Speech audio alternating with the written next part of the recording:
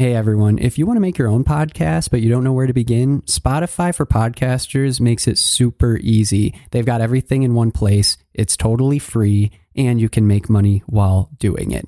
Here's how it works. Spotify for Podcasters lets you record and edit podcasts right from your phone or computer, so no matter what your setup is like, you can start doing it today. Then you can distribute your podcast to Spotify and pretty much everywhere else podcasts are heard. Video podcasts are also supported, and you can even conduct polls and Q&As. With Spotify for Podcasters, you can earn money in a variety of ways, including ads and podcast subscriptions. And best of all, the platform is totally free. No catch, totally free. When I wanted to start my own podcast, I did not know where to begin, and I didn't think it was even possible.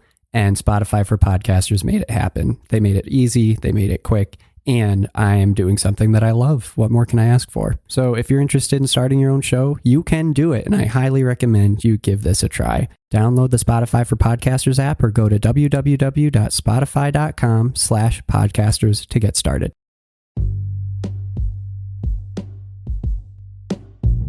Hey everybody, what's up? Welcome back to another episode of Everything Kratom, the podcast about anything and everything Kratom. Great to have you with us on this Wednesday morning. Hoping all is well with you.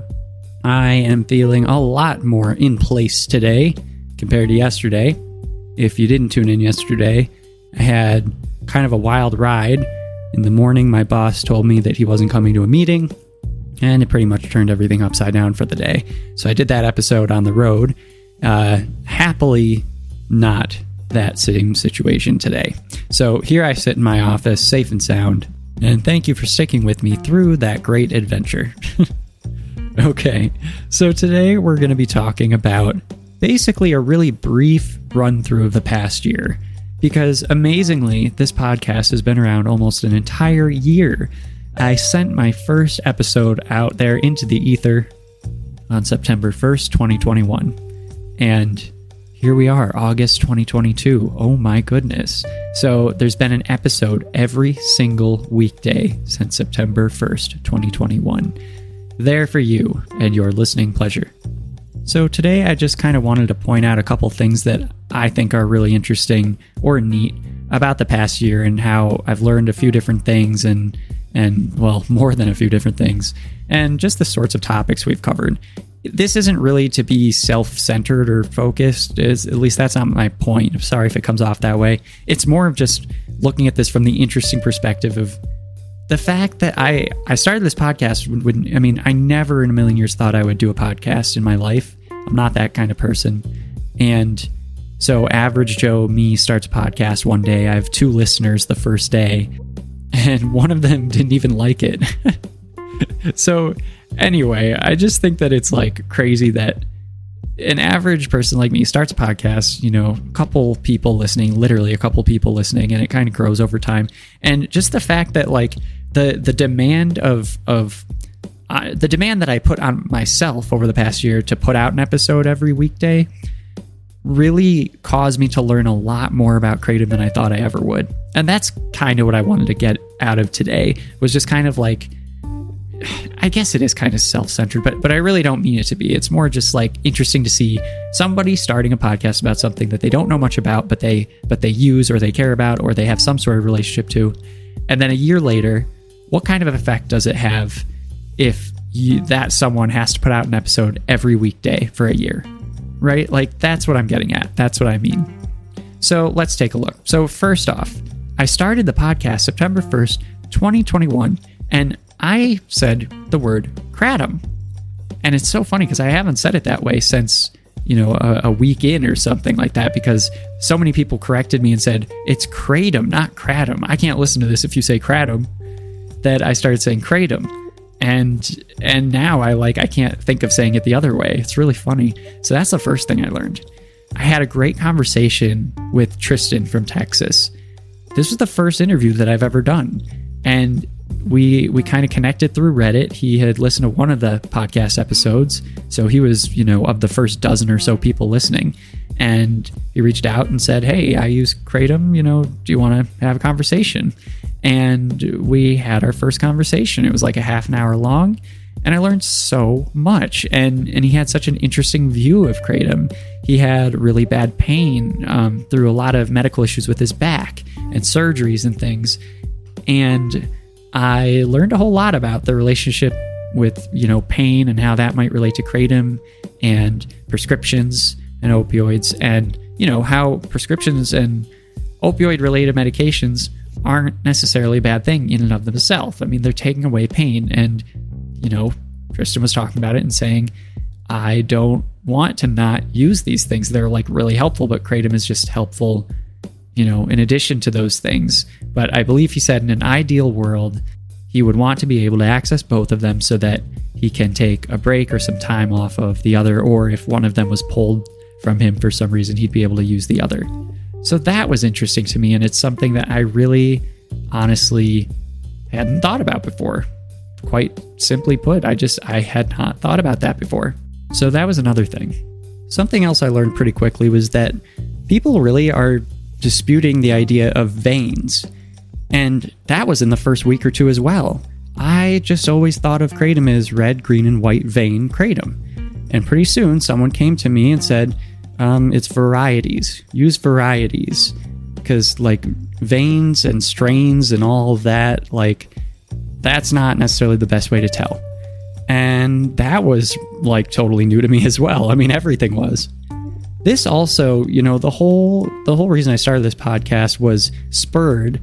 It's not the whole reason why I started it, but the reason why I actually decided to start it was spurred by the World Health Organization, taking Kratom up as something that they would consider through their expert panel on drug dependence, or expert committee on drug dependence rather, and they were going to be taking it up that fall. So the whole Kratom world was kind of waiting in anticipation of and wondering what they were going to say. So that was a huge topic throughout the whole of fall 2021. I shared the story of my brother's addiction. That was episode 8, and I got a lot of listens on that, so I thought that was neat.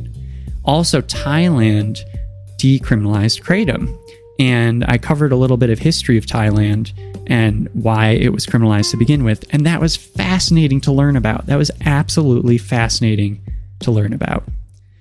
I definitely spent some time looking at different states that had enacted their own Kratom Consumer Protection Acts up to that point, and I was really, really interested to learn that there was this framework called the Kratom Consumer Protection Act, where there's like the Kratom community is for, overwhelmingly, as far as I can tell, regulation. Like I know that there are people who want it to be completely accessible and not regulated whatsoever, but from what I can tell, a majority of people who use Kratom and want it to be accessible want some sort of regulation in place so that they know the product is safe. And that was new to me. So already I've had my mind blown 3 different ways. And this was just in the first month or 2.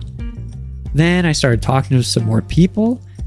Going into that fall and winter, I ended up talking to Chris Diotis from Happy Hippo. And that was a really great conversation. It was right around the new year. And I was fascinated to learn about his story and, kind of his idea of what people should watch for as we kind of were taking in the decisions from the World Health Organization on whether Kratom should be considered through their critical review process or not. And then I think I had a valuable lesson too, because Wisconsin House, I think their House, passed Kratom Consumer Protection Act, but then it died in the Senate.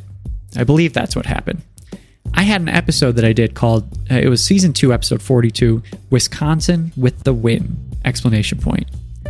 And I was just so elated to see a Kratom Consumer Protection Act being passed in a state where it was previously illegal. And I was like, wow, this is an amazing turnaround. This is huge. This is huge.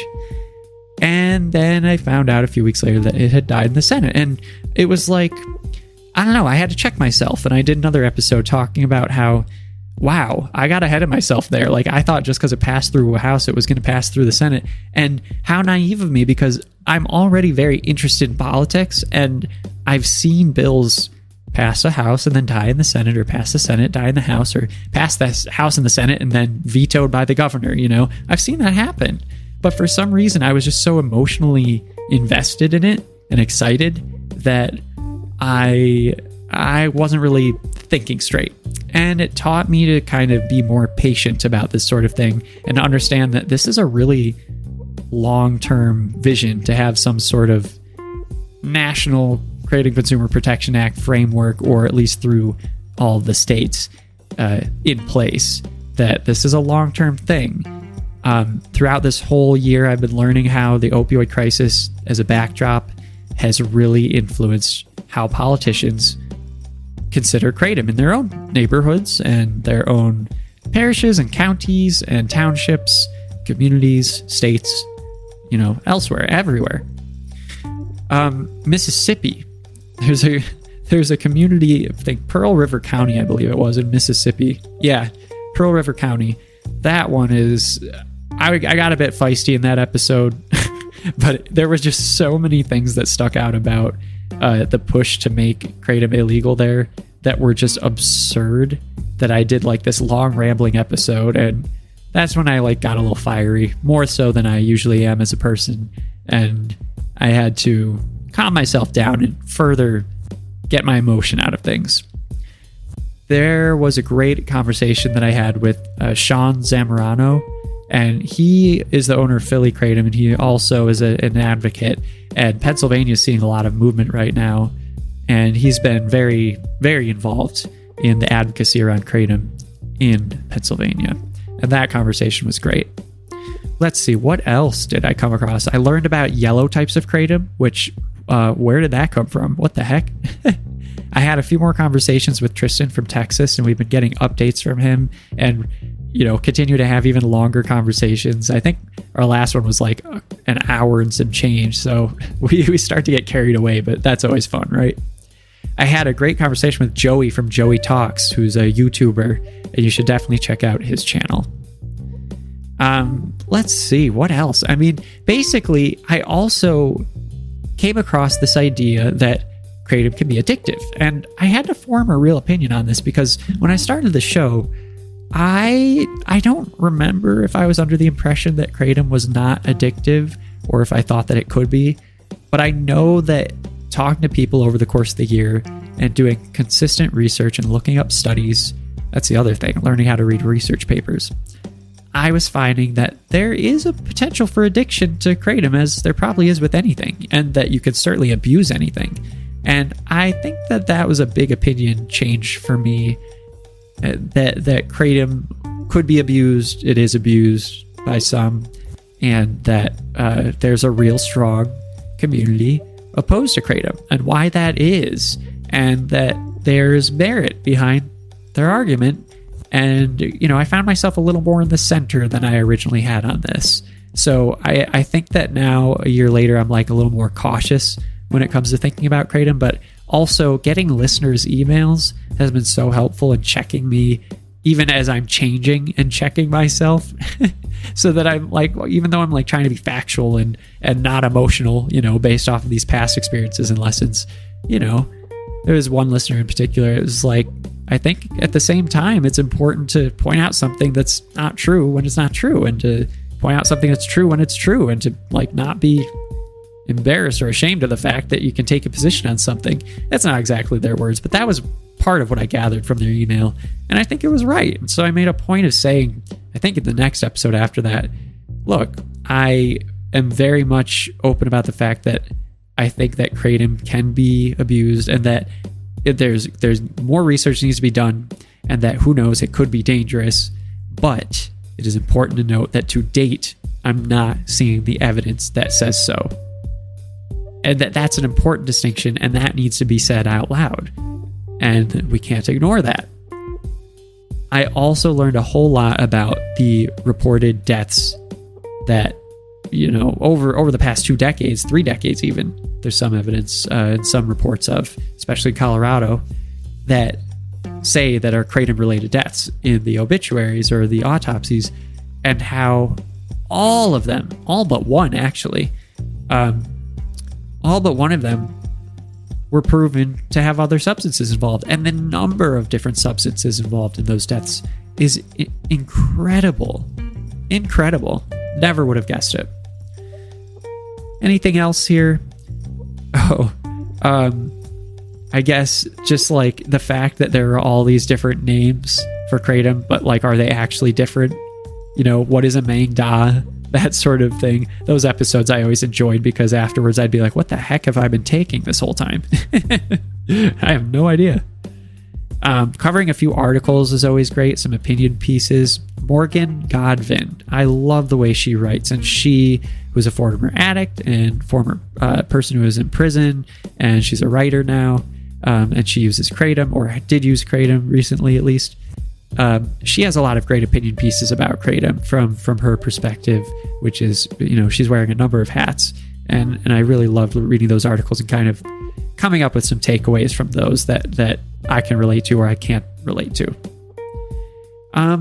Yeah, I mean, I guess I'll leave it there. I don't want to ramble too long, but just wanted to do kind of a very brief summary or overview of just some of I mean, those are just scratching the surface, but just some of the lessons that I've been learning and some of the things I've been talking to people about over the past year.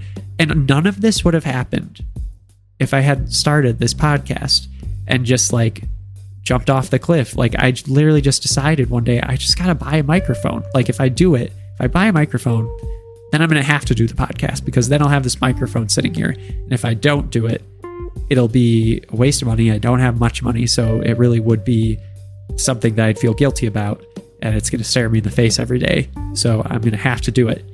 And I'm glad that I did, because I've learned so much, and it just makes me think, how much more is there to learn?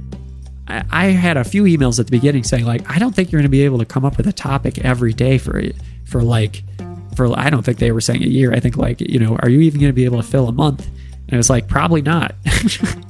But here I am. I mean, all these things just naturally pop up everywhere. And you all are a great source of material and also inspiration. And I love when you write into me. You make this show. It is for you. This show isn't for me. I'm just trying to, like, narrate one kratom user's experience as he researches all this stuff, talks to a lot of people, finds this information, and tries kratom. But, like, it's for you. And I do hope with all my heart that you understand that. And finally, to wrap this one up, I want to thank you all. You all are amazing, to say the least. That doesn't do it justice, but I hope you know what I mean.